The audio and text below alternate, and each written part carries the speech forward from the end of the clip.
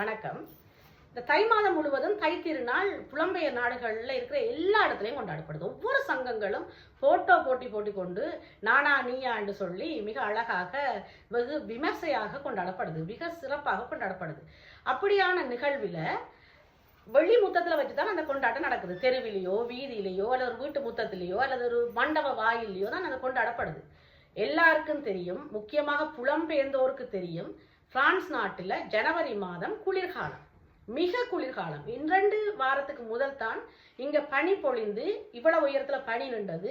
அவ்வளவுக்கு இங்க குளிர்காலமா இருக்குது. இப்ப பனி இல்லாட்டிலும் கூட மழையும் குளிரும் மிக அதிகமாக இருக்கிற காலம். ஆனாலும் தை மாதத்துல வார தை திருநாள தை மாதம் தான் கொண்டாடணும் என்ற ஒரு பண்பாட்டு ரீதியாக, ஏன்னா இன்னொரு மாதம் கொண்டாடலாம், ஆனால் தை திருநாள தை மாதம் தான் கொண்டாடணும் என்ற பண்பாட்டு ரீதியில எல்லா சங்கங்களும், எல்லா அமைப்பினர்களும், எல்லா உறுப்பினர்களும், எல்லா தமிழர்களும், இதுல மதம் சார்பற்ற ஒரு நிகழ்வு, எல்லா உறுப்பினர்களும் எல்லா அமைப்புகளும் சேர்ந்து இந்த நிகழ்வை கொண்டாடி கொண்டிருக்குது.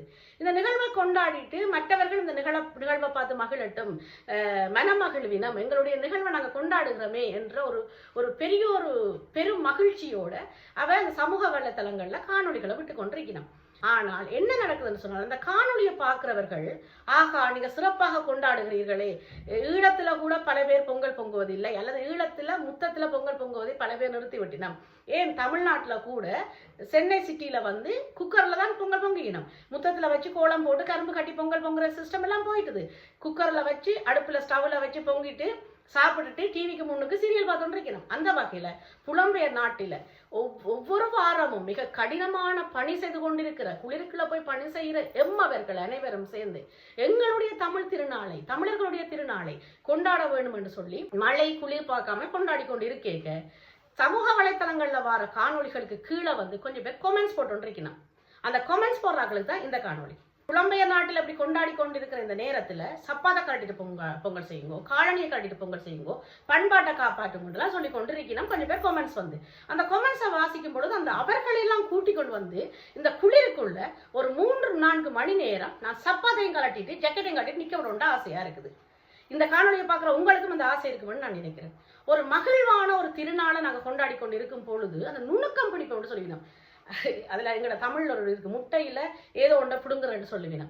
அப்படி எங்கேயாவது ஒரு பிள்ளை கண்டுபிடிச்சிருவோம், எங்கேயாவது ஒரு பிரச்சனையை கொண்டு வந்துருவோம் என்ற எண்ணப்பாட்டுல சப்பாத்தை கலட்டிட்டு கொண்டாடுங்கன்னு சொல்லிக்கணும்.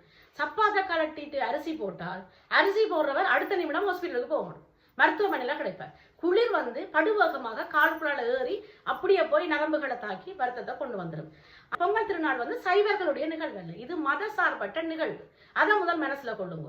கோயிலுக்கு செருப்பை கலட்டிட்டு போகணும் என்ற முறை இருக்குது, ஆனால் பொங்கலை சப்பாத்தை போடாம பொங்கக்கூடாதுன்றது அது ஈழத்துல. என்னன்னு சொன்னால் காலணிகள் அணிய வேண்டிய காலணியில எங்களுக்கு இல்லை. ஆனால் இந்த நாட்டுல சேர்ச்சுக்குள்ள காலணிகளை அணிஞ்சு கொண்டு போக சொல்றதுக்கான மதத்தின் பண்பாடு என்னன்னு சொன்னால், சேர்ச்சுக்குள்ள நாங்கள் கோடை காலத்துல போனாலுமே ஒரு குளிரும், அந்த கற்கள் எல்லாம் பயங்கரமா குளிரும். அப்ப எந்தெந்த ஊர்ல வாழ்றோம்ன்றதான் பண்பாடு. முதலாவது எங்களுடைய உழவர்கள், எங்களுடைய விவசாயிகள் மண்ணை இறைவனாக மதிச்சு அந்த வரப்புல கூட செருப்பு போட்டு நடக்க மாட்டேன். இந்த நாட்டில் இருக்கிற உழவர்களும் அவர்கள் மண்ணை இறைவனாகத்தான் வணங்குகிறோம், தங்களுடைய உழவு தொழிலை இறைவனாகத்தான் வணங்குகிறோம். ஆனால் முழங்கால் வரைக்கும் ஒரு சப்பாத்து போடுவினோம். அது கோடை காலமோ குளிர்காலமோ அந்த முழங்கால் வரைக்கும் சப்பாத்து போடுகிறோம். ஏன்னு சொன்னால் அந்த மண்ணுக்குள்ள அவ்வளவு குளிர் இருக்கு. குளிருக்குள்ள காலை வச்சு ஒரு நிமிடம் விவசாயம் செய்தா கூட அந்த விவசாயி உயிரோட இருக்க முடியாது. அப்ப இந்த ஊருடைய நிலையை நீங்க யோசிச்சு பாருங்க. மற்றது மதத்தை கொண்டு பூசாதீங்க, தை திருநாளுக்குள்ள மதத்தை கொண்டு பூசாதீங்க. சப்பாத்தை கலட்டிட்டு அரிசியை போடுங்கன்னு யாரும் சொல்லல. எங்களுடைய பண்பாட்டுல எங்களுக்கு மண்ணுக்கு சப்பாத்து போட தேவையில்லை, குளிர் இல்லை என்றதால நாங்க போடாம இருந்தோம்.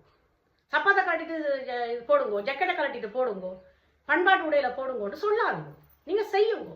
அப்படி என்ன நீங்க கதைக்கிறாங்க யாராவது இறங்கி நீங்கள் ஒரு முத்தத்துல நின்று ஒரு 2 மணி நேரம் அந்த பொங்கல் பொங்கி முடியும் வரைக்கும் சப்பாத்தி இல்லாம ஜக்கெட் இல்லாம வெறும் பண்பாட்டு ஆடையோட நின்று செய்து காட்டி போட்டு நீங்க கதையும் அந்த கதையை.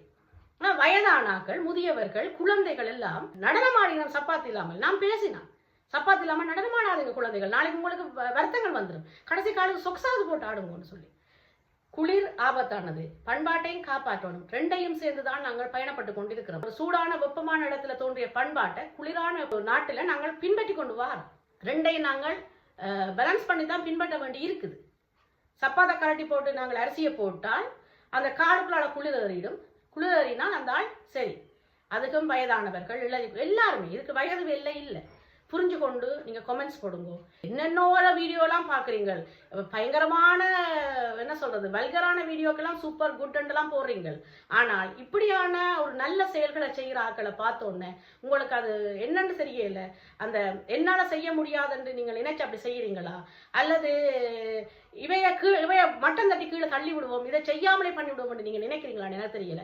நீங்கள் என்ன சொன்னாலும் புலம்பெயர் நாட்டில் புலம்பெயர் தமிழர்கள் வாழும் வரைக்கும் பொங்கல் கொண்டாடி கொண்டு தான் இருக்க போகிறோம். சப்பாத்து போட்டு தான் நாங்கள் அரிசி போட போகிறோம், சப்பாத்து போட்டு தான் நாங்கள் சூரியனை வணங்க போகிறோம்.